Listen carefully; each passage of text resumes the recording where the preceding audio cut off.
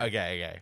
So, um, in 2020, obviously the pandemic year, um, that was it was pretty rough on a lot of people.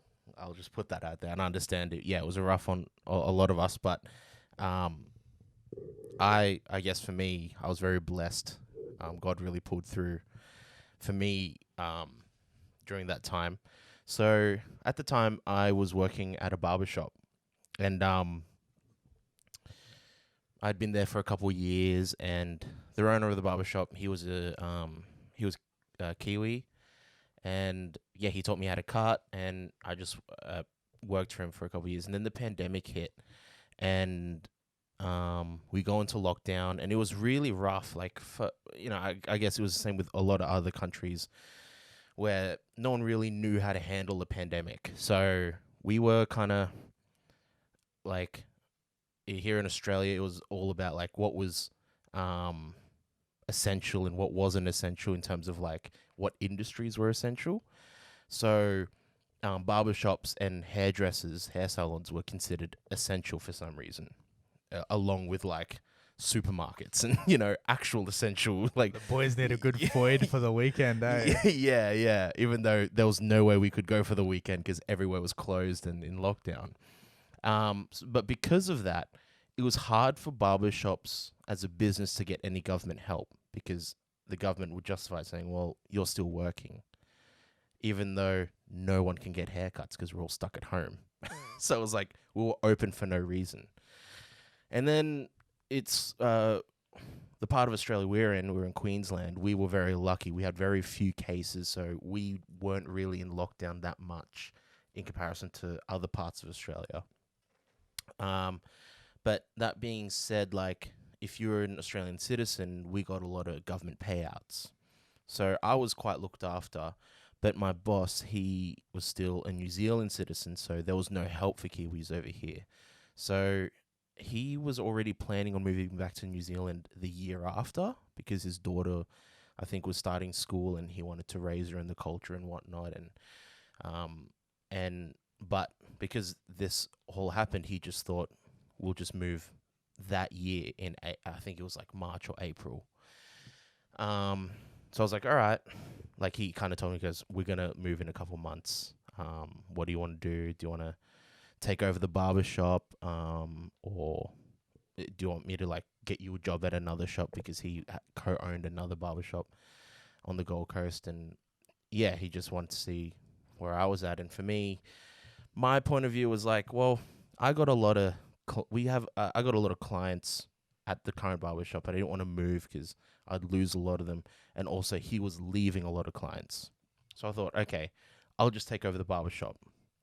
And the barbershop was joined to a clothes shop as well. So it was me and the guy that ran the clothes section, and I just took over the barbershop side.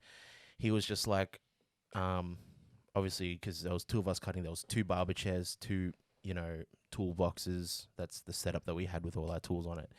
And he was just like, you sell your chair, and you can use my barber chair because he had a better barber chair. And you sell the second toolbox, sell like all the, the extra stuff. Send me the money for it, and then you can keep my chair and my toolbox, and that'll be yours. I was like, sweet, I'll do that. Um, so he pretty much just dipped. He did a runner, went back home to New Zealand with his family, and just gave me the details to pay for the lease of the barbershop. Um, and then so I started doing that, but because the payment was coming from me, not from him, the real estate guy didn't like that. He didn't know who this guy was. Well, me, he didn't know who I was. He didn't know where this payment was coming from. So he didn't like that, what was going on. So he started emailing my previous boss now that he was already back in NZ.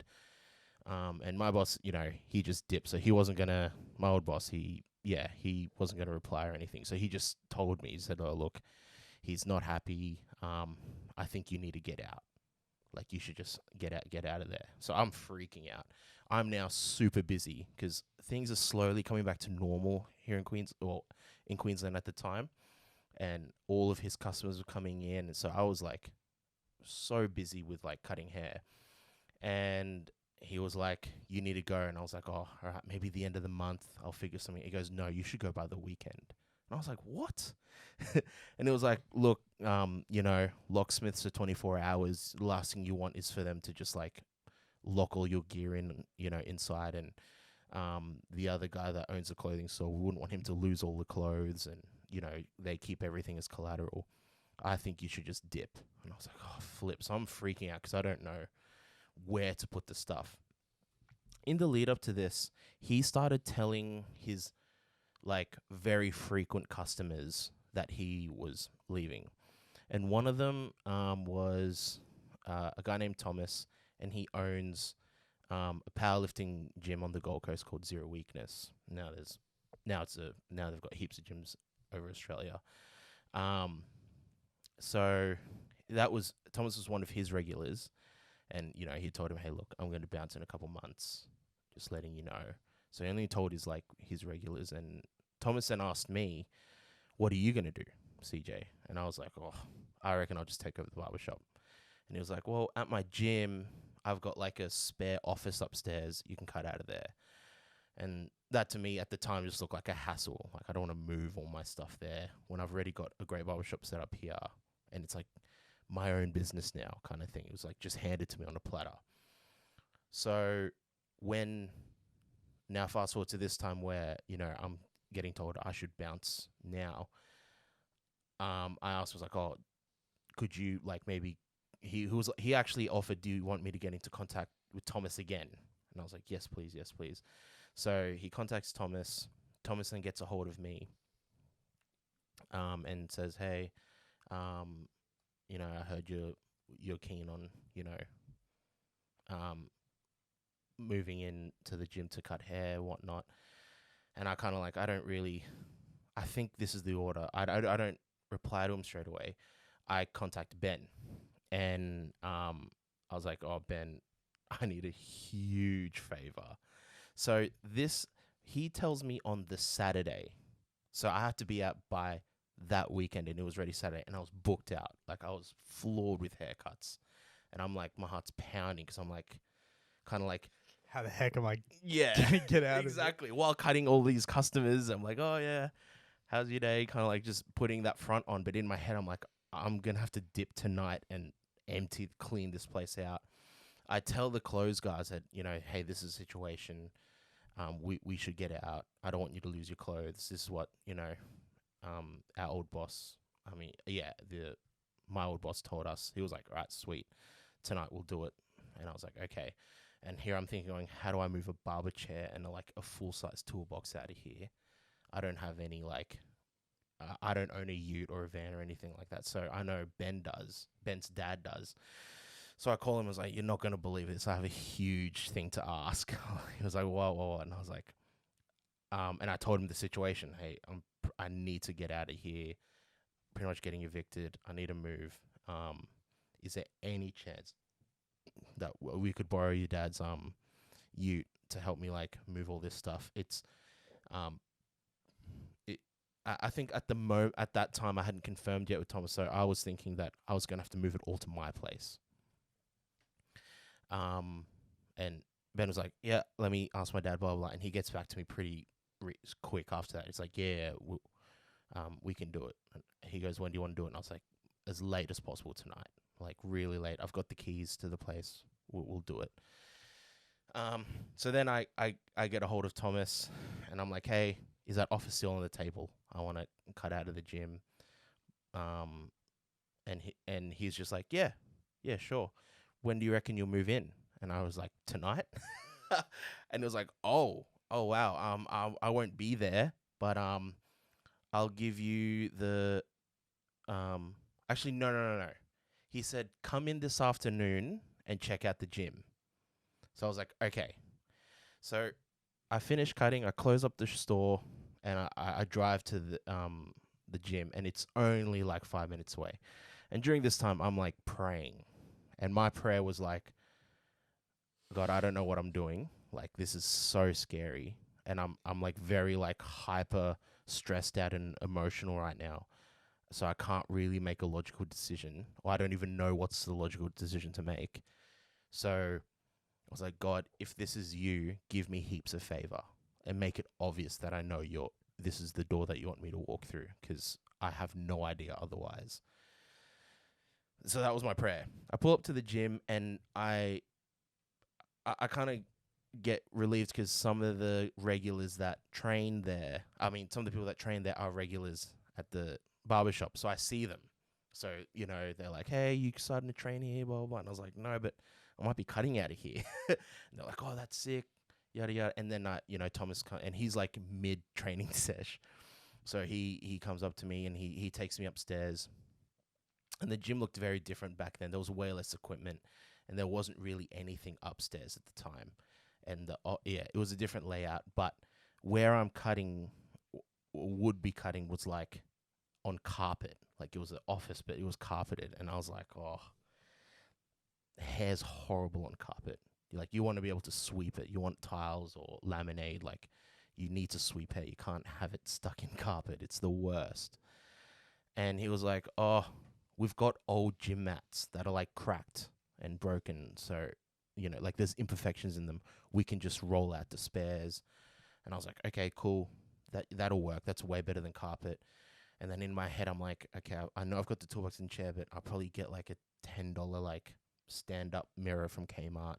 Like, that's in my head. And he was like, then he asked me like, oh, do you have a mirror? And I was like, no. And he goes, oh, we've got a spare mirror. It's like a massive mirror, but there's just a like a bit of chips on the edges. And I was like, yeah, sweet. And he goes, yeah, I'll get some of the strong guys to like bring it in. Yeah. Or don't worry about like paying for rent. We'll set that up later. And like, I'm not gonna make you sign anything or anything like that. Like, if you need to go, just go. Like, I'm not gonna say you have to be here for 6 months. Don't worry about paying for rent for a while. We'll set up the direct debit later down the track. What were you thinking for rent? I asked. And at the at the barber shop, I think I was meant to be paying like, At the first one. yeah, at the barber shop that I was at, I think it was something like 3.5 or 4 grand a month. It was quite exy, and I had to pay half because I was a barbershop and the clothing, so I paid half. So I asked Thomas, I was like, oh, what are you asking for rent? Thinking, the commercial prices. And he said something like $140 a week. And I look at him. He goes, what do you think? I'm like, that's fine with me. That is so fine with me. And it, like, as he's saying this, like, being willing to like, he even said like, oh, when you bring your stuff in, just leave it at the bottom. We'll carry it up for you, or like, we'll bring the mirror in. We'll lay out. I'll get James, who's the coworker, like one of the guys, the gym manager, sorry, to help you with laying out the gym mats. Like, we'll do all this. In my head, I'm like, man, this. If this isn't favor, then I don't know what is, because he's literally doing all this for me. And mind you, he wasn't my customer. He was my boss's. So we have no rapport. Like, I remember talking about it. Like, I've been there for a couple of years now. He was like, he said, you were the weird kid that was at the barbershop that we didn't really talk to. So there literally was not really much of a rapport there. So I was like, this guy doesn't know me for a bar soap, and he's doing me huge favors right now. So I was like, yeah, okay, I think I just have to leap at this. So then he asked, when are you going to join? When are you going to move? And I said, tonight. And he was like, oh, flip. I'm not going to be here. I'll give you the codes to the gate and the gym. And I was like, really? He's like, yeah. And then he texted me like the security codes to get into the gym after hours. I was like, damn, all right. Sweet, thank you so much. Okay, and then I just bounce and I'm driving out of there going, I can't believe that. And then, so I tell Ben, I'm like, all right, Ben, we're not taking the stuff to my house. We're taking it to the gym. It's literally a lot closer. It's only like 5 minutes away. We'll just take my stuff there, and then the stuff that I need to sell on Gumtree or whatever, we took home. So that was the plan. And then we go to that night, we meet up at Ben's house for like a little bonfire, hang out with a few mates. yeah, little gather, and we all wore black. We all got the memo. We were all in like triple black outfits. And our mate Braden, who at the time was not really, we weren't close with. He was very new to church, and we just, I guess, invited him I along. think we were closer with him than like other people, but yeah, we were nowhere near as close with him as we are now. Nah, back yeah, then. yeah, back then, like he was fairly new to church. We just thought we'd, you know, I guess we just invited him along. He's, you know, a cool dude, and we were hanging out, and he goes, "You guys were wearing black," and we're like, "Yeah, yeah, yeah." And then he's like, "Well, you guys going to rob a place or something?" And we all just didn't Just say poker anything. face. Yeah, we were all like, we're all just straight silent. Because there's like multiple people here. Yeah, It was like, it was a good one. Probably 10, 12, if not more. Probably around there at the gather around the bonfire. So we're not just going to be like, yeah, we're going to go rob a place tonight. Yeah. But we're not going to say no because it's not entirely we can't false. lie. That's a sin. Yeah, we can't lie. So we just went quiet, and he just went, oh. And this is how much of a G he is. Like, he's not really a friend. Well, he was a friend, but not as close. Not like, you know, you would, you know, take your shirt off your back for you kind of friend at the moment. And he literally was like, "Do you guys need any help?" And we were like, "Nah, but really appreciate the offer. That's really nice of you." And then, yeah, after the bonfire finished, it was like we kind of waited out till it was like 9, 10 o'clock at night. And we're like, "All right, let's head out." Ben got the ute, and we brought drills or whatever we needed. Yeah, like all the power tools, that even like the things that we probably didn't need, but just in case. Yeah, because it was like tensions were pretty high. I remember that night. Like we were, yeah, it didn't help having people over, because then I was thinking like, how are we gonna do this? Like, this is actually legit. Because like essentially, for context, we're not robbing a store. We're taking what's yours, right?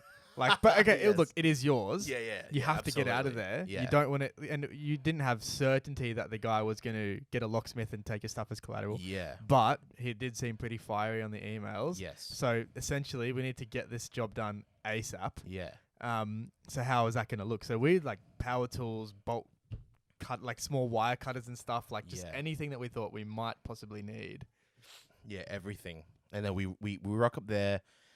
10:30, 11 or whatever. Yeah, 10 o'clock I think it was. We rock up, and the guy that owns the clothes side is already there, and he's filling up these tubs with all these And we clothes. entered through the back door. Yeah. Just for context, we entered through the back doors, like through like the little kitchen area, and then Yeah. All the lights are off. And yeah, we go in through the back door, and yeah, we see the bro in there. He's already filling up tubs with his clothes, taking them off hangers and whatnot, emptying his shelves, and yeah, we get away. Like, I already took all my like cutting tools home, so it was literally just the chair and the toolbox, and the toolbox is empty. It's not full of tools. It's like full of like towels and, you know, like face towels and like what do you call it? Bin Just, like, liners. barber gear and stuff, yeah. So it was actually fairly empty in all seriousness, like combs and stuff like that. I took all, like, you know, the stuff that could weigh stuff home already, like all my, you know, cutting gear, scissors, all that. So it was just that. So we just start loading the truck up with these toolboxes, but they're like the massive toolboxes that are on wheels, like with the drills. It's not just like the portable ones, like the yeah. And was it 2? There was 2, yeah. So yeah, they're about like, you know, just above your hip height, and yeah, with proper drawers in them, like a full size toolbox. And yeah, so we load them up into the van, and then we had like the 2 barber chairs, which are like, barber chairs are the most awkward thing to carry because they're very bottom heavy and light on top, but they're weighted very weirdly. So they're very center weighted, so then you don't tip or whatnot, but they're just awkward to carry because you can't lean it one way, and if you want to carry it straight up, it's just hella awkward. You don't know what you're holding on to. So yeah, we were just emptying it, and, you know, bringing the mops, and there's a little barber pole that we unscrewed that didn't work anymore. Like, it still spun if you plugged it in, but there Because was we no had to light. like cut the wires to get it off the wall. Yeah. I was like, we had our mate John with us, and John was like, surely, like, we get it so it works. I'm like, nah, to be honest, the pole in itself is fine. It doesn't have to turn or anything. We don't have to plug it in. Let's just cut the wires, and maybe down the track we can wire it or whatever. So I was like, all right. So he cuts it. The drill came in handy. We took it all off, and then we pretty much just, that was it. And then so we head to the gym. Now it's like 11:30. It's been like an hour or so.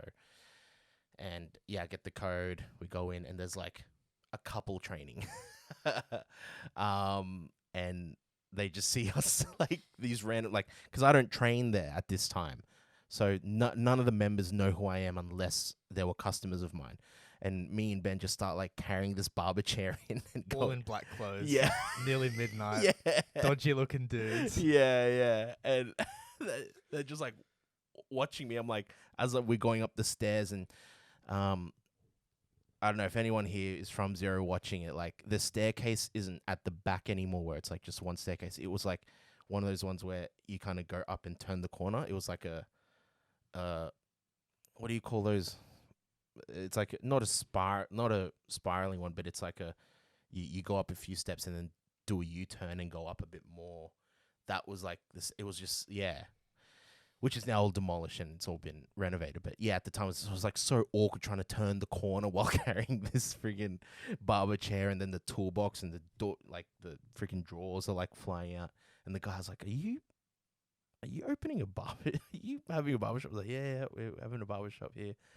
And he was like, he was pumped. So we do that. We just like chuck it in the room, and then the rest, we took home and we just put it in my garage, and I just sold it. And then the next day I come into the gym, and I start kind of like trying to set it up. And me and the gym manager James, we started cutting up these strips of like gym mats and rolling them out and like cutting them to size, and they kind of like just overlapped a little bit, but it looked way better than it previously did with the carpet, but it still looked hella ghetto. And then I started cleaning, and then just like setting, like the mirror wasn't even mounted. It was like just leant up against the wall. And it wasn't a mirror that had like a board or anything. It was like literally just a naked mirror that had chips in it and whatnot. Leant up against the wall, and then set up the chair. And that's when my boss was like, we'll set up the direct debit later on. Don't worry about paying rent. Just start cutting whenever you want. And I was like, all right, sweet. So I just started cutting there, and then sold all the other gear. And now I don't think anything has taken that spot. I haven't actually been back since, where at the old barber shop. But and then I just messaged all my clients. I was like, I'm no longer there. You can book in and come into the gym. And and so I just, that was like midnight robbery that we kind of pulled off. I literally still think, I'm like, man, in the moment you're sort of like, we just need to get this done. And then now looking back, I'm like, that was insane that we did that. I can't believe that we had like the urgency, the just what was on the line, like, and we just did it overnight. Like, that to me is like, I can't believe we did that. Well, we all felt that same urgency. So it started when like you called me, and I'm like, all right, let's see what we can do here. Because my dad's pretty much like me in that sense. Like, if we have the facility to get that done, we will get it done. We have to get it done. Because your problem becomes my problem. Is someone going to come right now while we're doing this heist? Like, sheesh. So, all of that, which is so funny. It's such a good memory. Like, I look back on that and I just laugh and smile like far out. I didn't realize, so next door to the barbershop was like a fish and chip shop. Or it still is. And because like our barbering hours were always like 9 to 5, 9 to 4:30 or whatever. But I didn't realize the fish and chip shop closed at like 10. I had no idea they closed that late. I thought they were just a lunch thing. They maybe closed 7, like if they were doing dinner. So while we're putting the stuff out, next minute the fish and chip lady walks out like having smoker, and I'm like, oh, I remember that. Oh, are you yeah. moving, CJ? Yeah, yeah. And I was like, oh, yes, yeah. Like, cause that whole small set of shops had the same landlord. So yeah, so I was like, oh no, this is so bad that they're seeing this. But she was so understanding. She was like, yeah, look, we get it. Like, you know, um, we totally understand. We've had to do it at our last fish and chip shop. Like, just do a runner. Like, we had to bounce. So like, we get it. And I was like, yeah, thanks.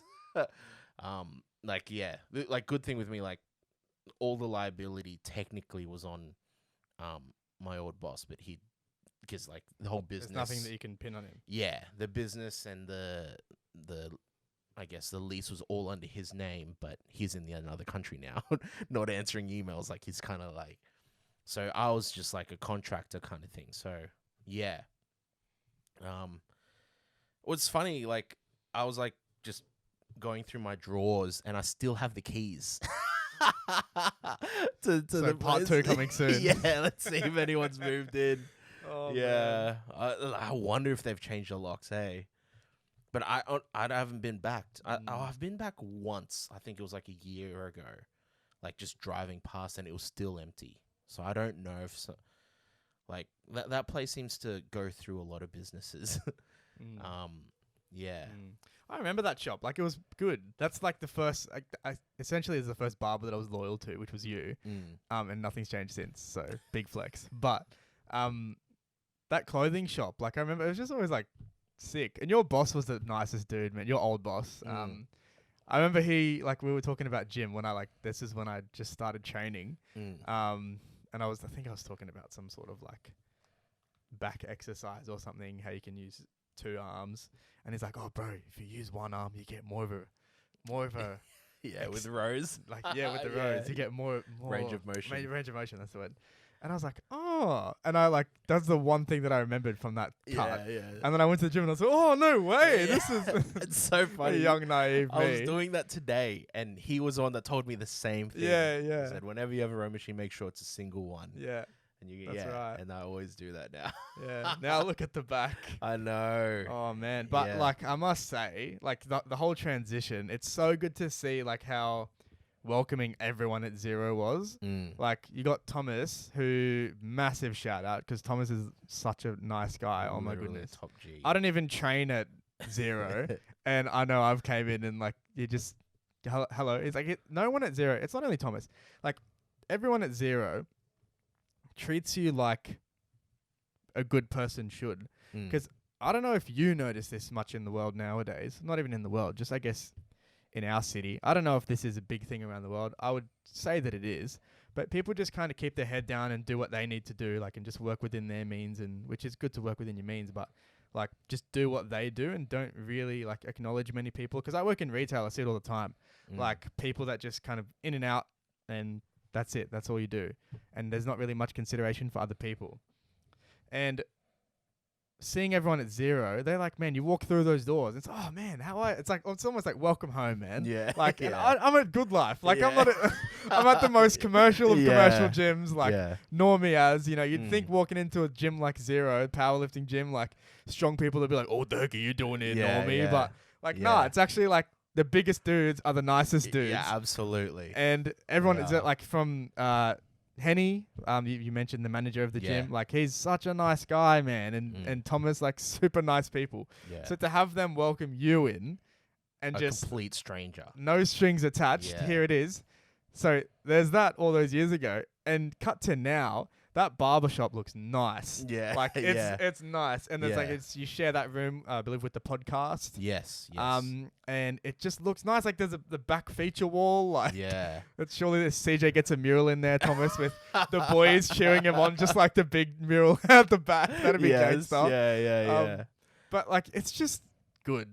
And that's such full circle moment. So what you're talking about, how you need to see the favor, that's massive favor. Because now you're kind of job description change. You're part of Zero now. Yeah. You're not just some chump who just cuts out of the upper level of everyone knows CJ, everyone loves CJ. It's man, that's favor. Yeah, honestly, really is. Yeah, you're right. They're so welcoming, and Same as you, like, and I reckon this is a stereotype that most people have of strong people or powerlifters because they take the gym so seriously. Is that, yeah, that they're very like, this is our thing, we're very exclusive, and don't get me wrong, that it's just like in any industry or any community, they are those. You still have those people, but it's like 1 out of 100. It's very few, and if they're at zero, they're not there long because we don't really tolerate that kind of stuff there. So yeah, there was like for a long time when I was just the barber that was like that hired the place, I like I got a free, yeah, another thing, I got to train there for free. And at zero, like when you train there, they also give you like a program. And for me, I'd never really trained at a gym properly or with any like vision or purpose. Like I didn't really know what I was doing. I was just rocking up and doing a few exercises and leaving. But they fully gave me like a technique session, taught me how to squat, bench, and dead, and how to use a lot of the machines. Like as a complete newbie, that helps so much because part of what makes it scary going to a gym is you don't know what you're doing and you don't know what's normal, and you don't want to do something where someone laughs at you and goes, oh, because you see those videos online of people doing weird exercises with the wrong machine. You know what I mean? Yeah, yeah. So yeah, like, and a technique session is not cheap, and they just gave me one for free, gave me a free program. He even gave me like a nutrition plan, which I haven't followed, but I will. I am getting onto it this year. 2 years later, finally starting to follow the nutrition plan. Um, but yeah, like all of that, like literally hundreds of dollars worth of stuff for free, and to this day I get to train there for free. So I started training there, and everyone started like, because we started posting it on the Instagram. So everyone's like, you're the you cut up there, eh? And so I met a lot of people, and yeah, the community is just so nice and friendly, and yeah, just like you said, like it is so interesting seeing people from other gyms come in, and their default is just like, I reckon is probably the culture at 90% of the commercial gyms is like headphones on, head down. You don't talk to people. You just go in, claim your machine or whatever, do your stuff and bounce. And like it was the same with me when I was training at commercial gyms, because they're not, no one's your friend. You know what I mean? Like you kind of just, you're all there because you hire the place to train, kind of thing. And it was like, you kind of forget about that. And then maybe a year or so later, Braden came and he signed up and he trained, and even he was like, oh, it's so weird coming in.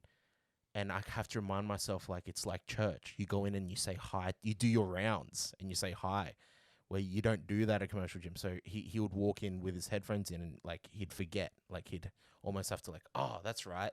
Everyone says hi to me, and you kind of have to do your rounds after your session and say bye to everyone before you leave. Yeah, which is such a cool culture. Like and like it's got nothing to do with how strong you are or how long you've been lifting for. I think people who are at the top level, they know the work and the I guess obstacles you have to overcome to get there.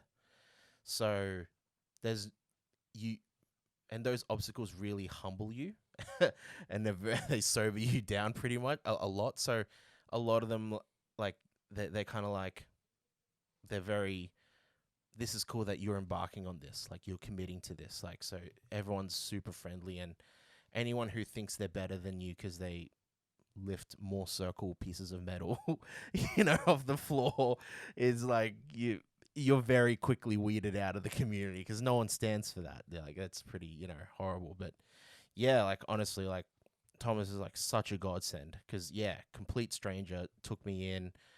I worked as like a barber there, like hiring the place out. Man, maybe a year, and then he took me on. So I saw like, I knew the level of coach that he was because everyone that talked about him, I could tell like this guy's a big deal in the powerlifting community. And then the more I was in the powerlifting community and the more things that you have on Instagram, you follow more powerlifters around the world and whatnot, I realized like, oh, a lot of these guys know who Thomas is. He's like a world-renowned strength coach, probably one of the best in the world. And then you start to see that he's got clients from around the world. So I'm seeing that this guy's a big deal, But then I'm looking at the social media of Zero and I'm like, this looks pretty average. As bad as that sounds. But they had no guy that did their social media. They didn't know anyone. Like, everyone that worked at Zero at the time was a coach that used their iPhone to post. You know what I mean? So I was like, for me, like, my, not end goal, but like, I don't want to be cutting hair forever.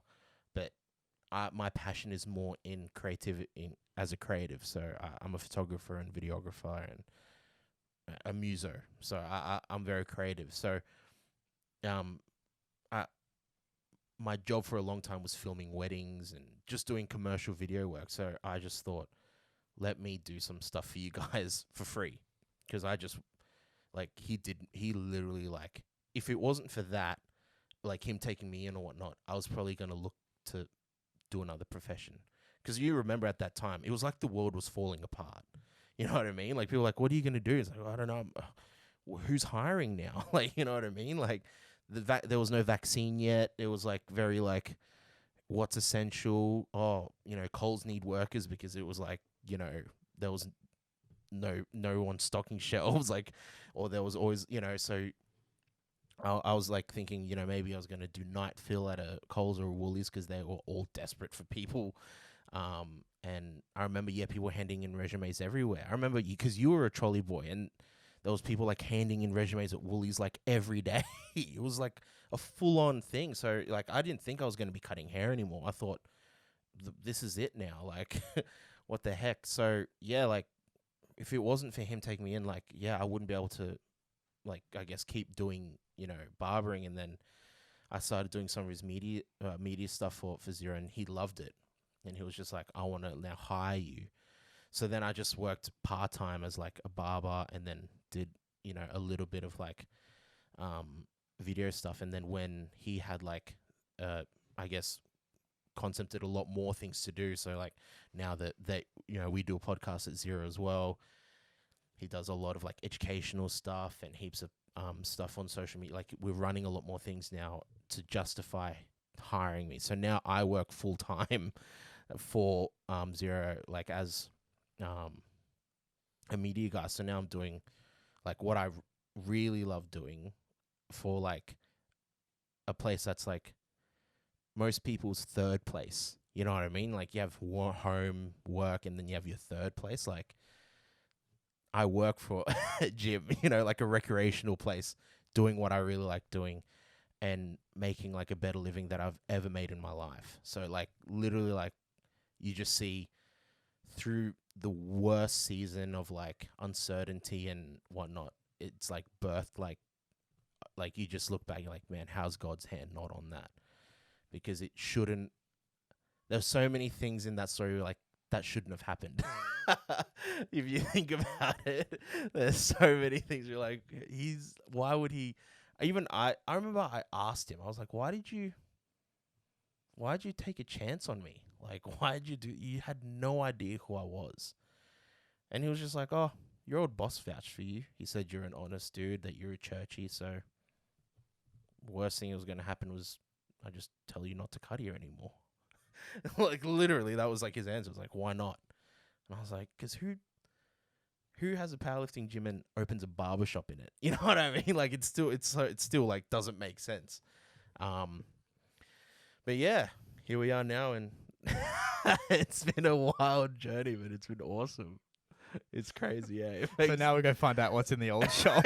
Yeah, see if it's still a ghost town. Oh man, I think it's been long enough now that like I reckon I could go back there, and I wouldn't mind showing my face there now, and because I know like everyone else, like the landlord's never there, to be honest, and I don't think he knows what I look like anyway.